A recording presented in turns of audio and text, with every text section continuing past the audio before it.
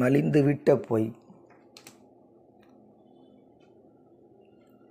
முனைவர் மௌலவி நு அப்துல் ஹாதி பாக்கவி. இணையதிசைகள் டிசம்பர் 2020 மாத இதழில் வெளிவந்த கட்டுரை காணொளி வடிவில். மனிதன் தன்னை தற்காலிகமாக பாதுகாத்து கொள்ளும் கேடயமாக பொய்யை பயன்படுத்துகிறான். உண்மையை சொல்ல வேண்டிய இடத்தில் பொய்யை சொல்கிறான். பொய்யை மனிதன் மிகச் சாதாரணமாக கருதுகிறான். ஆனால் அல்லாஹ்வும் அவனுடைய தூதரும் அதை வன்மையாக கண்டிக்கிறார்கள், எச்சரிக்கிறார்கள், தவிர்ந்து கொள்ளுமாறு அறிவுறுத்துகிறார்கள். பொய் பேசாதீர்கள். பொய் தீமைக்கு வழிவகுக்கும். தீமை நரக நெருப்புக்கு வழிவகுக்கும். ஒரு மனிதர் பொய் பேசிக்கொண்டே இருப்பார். அதை தேர்ந்தெடுத்து பேசி வருவார். இறுதியில் அல்லாஹ்விடம் பொய்யர் என பதிவு செய்யப்பட்டு விடுவார் என்று அல்லாஹ்வின் தூதர் ஸல்லல்லாஹு அலைஹி வஸல்லம் அவர்கள் கூறினார்கள். முஸ்லிம் என்ற நூலில் பதிவு செய்யப்பட்டுள்ளது. பொய் பேசுவதை முற்றிலும் தவிர்த்து கொள்ள வேண்டும். இல்லையேல் அது தவறான பாதைக்கு இட்டு சென்றுவிடும். இறுதியில் சமுதாயத்தில் அவன் ஒரு பொய்யன் என்று முத்திரை குத்தப்பட்டு விடுவான். மேலும் அல்லாஹ்விடமும் பொய்யன் என்று எழுதப்பட்டு விடுவான். அல்லாஹ்வின் தூதரே, ஓர் இறை நம்பிக்கையாளன் கஞ்சனாக இருப்பானா என்று கேட்கப்பட்டது. அதுக்கு அவர்கள் ஆம் என்றார்கள். அல்லாஹ்வின் தூதரே, ஓர் இறை நம்பிக்கையாளன் தீக்குணமுடையவனாக இருப்பானா என்று கேட்கப்பட்டது. அதுக்கு அவர்கள் ஆம் என்றார்கள். அல்லாஹ்வின் தூதரே, ஓர் இறை நம்பிக்கையாளன் கோழையாக இருப்பானா என்று கேட்கப்பட்டது. அதுக்கு அவர்கள் ஆம் என்றார்கள். அல்லாஹ்வின் தூதரே, ஓர் இறை நம்பிக்கையாளன் பொய்யனாக இருப்பானா என்று கேட்கப்பட்டது. அதற்கு அவர்கள் இல்லை என்றார்கள். நூல் அல் ஜாமியுல் இப்னு வஹப். ஒரு இறை நம்பிக்கையாளனிடம் வேறு கெட்ட பழக்கங்கள் இருந்தாலும் பொய் மட்டும் இருக்காது என்பதை இந்நபிமொழி தெளிவுபடுத்துகிறது. அப்படி என்றால் பொய் பேசுபவர் ஓர் இறை நம்பிக்கையாளராக இருக்க முடியாது என்பது இதிலிருந்து நாம் அறிந்து கொள்ளலாம். நயவஞ்சகனின் அடையாளங்கள் 3 ஆகும். அவன் பேசினால் பொய் பேசுவான். வாக்களித்தால் அதற்கு மாறு செய்வான். அவனிடம் நம்பி ஏதேனும் ஒன்றை ஒப்படைத்தால் அதில் மோசடி செய்வான் என்று அல்லாஹ்வின் தூதர் ஸல்லல்லாஹு அலைஹி வஸல்லம் அவர்கள் கூறினார்கள். புகாரி நூலில் பதிவு செய்யப்பட்டுள்ளது. பொய் பேசுகின்ற ஒருவன் நயவஞ்சகனின் அடையாளங்களுள் ஒன்றை கொண்டவனாக ஆகிவிடுகின்றான். பின்னர் அப்பொய்யே அவனுடைய வேறு சில கெடு செயல்களுக்கும் காரணமாகிவிடுகின்றது. கசப்பாக இருப்பினும் உண்மையே பேசுங்கள் என்னும் நபிமொழி பொய்யை முற்றிலும் தவிர்த்து கொள்ளுங்கள் என்பதை வலியுறுத்தி கூறுவதாக உள்ளது. அதை சொன்னால், அதை ஒத்துக்கொண்டால் நம்மை திட்டுவார்கள், பழிப்பார்கள் என்ற அச்சத்தின் காரணமாகவே ஒருவன் பொய் பேசுகின்றான். அச்சமயத்தில் தான் கொண்டுள்ள நம்பிக்கைக்கு களங்கம் ஏற்பட்டுவிடக்கூடாது என்பதற்காகவும் அல்லாஹ்வின் சன்னிதானத்தில் பொய்யனாக ஆகிவிடக்கூடாது என்பதற்காகவும் மக்களின் பழிச்சொல்லுக்கு ஆளானாலும் பரவாயில்லை என்றெண்ணி உண்மையை பேசினால் அது அவனது ஈமானை, இறை நம்பிக்கையை காக்கும்.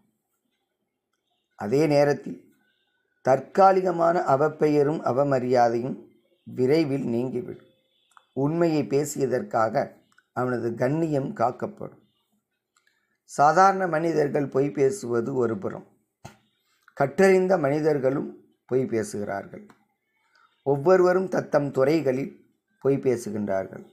பொய் எல்லா வகை மனிதர்களிடமும் மலிந்து கிடக்கிறது. ஒரு வியாபாரி தன் வியாபாரத்திற்காக பொய் பேசுகிறான். இது தரமானது, புத்தம் புதியது, கலப்படம் இல்லாதது என்றெல்லாம் உண்மைக்கு முரணாக பேசுகிறான். ஒரு மருத்துவன் சுகமாக நடைபெற வேண்டிய பிரசவத்தை அறுவை சிகிச்சை செய்துதான் ஆக வேண்டும், இல்லையென்றால் தாய் உயிருக்கே ஆபத்து என்று பயமுறுத்தி பொய் பேசுகிறான். தேவையே இல்லை என்றாலும் ஸ்கேன் எடுத்தே ஆக வேண்டுமென நிர்பந்தப்படுத்துகிறான். தேவையில்லாத சோதனைகளை செய்து இல்லாத நோய்களை எல்லாம் இருப்பதாக கூறி மருந்து சாப்பிட வைக்கிறான், பணத்தை பறிக்கிறான்.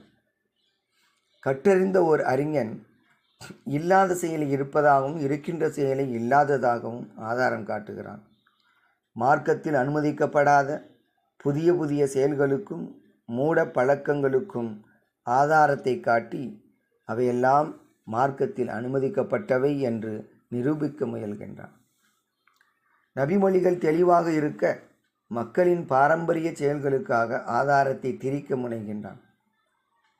எவ்வித அச்சமுமின்றி ஆதாரத்தை திரிக்கின்றான். இது மற்றொரு வகை பொய்யாகும். மற்றொரு கோணத்தில் யாருக்கும் பயப்பட தேவையே இல்லை என்ற நிலையிலுள்ள ஆட்சியாளர்களும் பொய் பேசுகின்றார்கள். நல்ல நல்ல திட்டங்கள் என கூறியே அவற்றை செயல்படுத்திவிட்டு இறுதியில் அவற்றின் பலன் எதுவும் இல்லை என்கின்ற போது மக்கள் ஏமாற்றமடைகின்றார்கள். நாங்கள் ஆட்சிக்கு வந்தால் இன்னின்ன திட்டங்களை செயல்படுத்துவோம், ஊழலை ஒழிப்போம், மக்களை காப்போம் என்றெல்லாம் கூறி ஆட்சியை பிடித்த பின் மக்களை காப்பது ஒருபுறம் இருக்கட்டும், மக்களை வாட்டும் வேலையை தொடங்கிவிடுகின்றார்கள். மக்களிடமிருந்தே சுரண்டி பெரும் செல்வர்களின் வளர்ச்சிக்கு வழிவகுத்து கொடுக்கின்றார்கள். அத்தியாவசிய பொருட்களின் விலையை உயர்த்துகின்றார்கள், மக்களை வாட்டுகின்றார்கள், ஏழைகளை இன்னும் ஏழைகளாக ஆக்குகின்றார்கள். உணவுப் பொருள்களுக்காக நீண்ட வரிசையில் காத்திருக்க வைக்கின்றார்கள். விவசாயத்தை அழித்து தனியார் மயமாக ஆக்க முனைகின்றார்கள். பிற்காலத்தில் இந்தியர்கள் உணவுக்காக அலையும் நிலையை உண்டாக்க நினைக்கின்றார்கள். செயற்கை பஞ்சத்தை உண்டாக்க திட்டமிடுகின்றார்கள். மக்களை மேன்மேலும் அடிமைகளாகவே வைத்துக்கொள்ள விரும்புகின்றார்கள். அனைத்தும் பொய்யின் மூலமே செய்கின்றார்கள். ஆம், திட்டங்களை தொடங்கும்போது அவற்றின் பாதகமான அம்சங்களை சொல்லாமல் சாதகமான அம்சங்களை குறிப்பிடுகின்றார்கள். காலம் செல்ல செல்ல அத்திட்டங்களின் தீய விளைவுகளையே மக்கள் அனுபவிக்க வேண்டியுள்ளது. ஆக எல்லா கோணங்களிலும் பொய் மலிந்து காணப்படுகிறது. அதே நேரத்தில் உண்மையை மட்டுமே பேசும் நல்லவர்களும் நாட்டில் இருக்கவே செய்கின்றார்கள். அவர்களின் நன்னடத்தையாலும் ஒத்துழைப்பாலுமே பொய் எது மெய் எது என்று பொதுமக்கள் உணர்ந்து கொள்ள முடிகிறது. ஊடகங்கள் பரப்பி வரும் பொய்களையும் பல்துறை மனிதர்கள் பரப்பும் பொய்களையும் தோலிருத்து காட்டும் வாய்மையாளர்கள் இருக்கின்றார்கள்.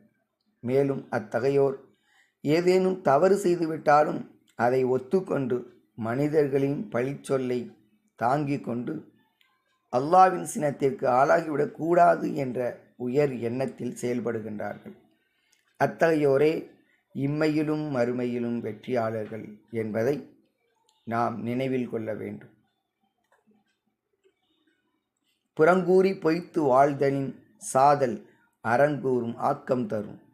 புறங்கூறி பொய் பேசி வாழ்வதை விட இறந்து போவது மேல் என்கிறார் வள்ளுவர்.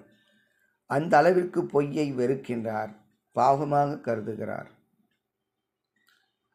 அல்லாஹ்வின் தூதர் ஸல்லல்லாஹு அலைஹி வஸல்லம் அவர்களுடைய தோழர்கள் பொய்யை விட மிக கெட்ட பழக்கமாக எதையும் கருதியதில்லை என்று அன்னை ஆயிஷா ரலியல்லாஹு அன்ஹா அறிவிக்கின்றார்.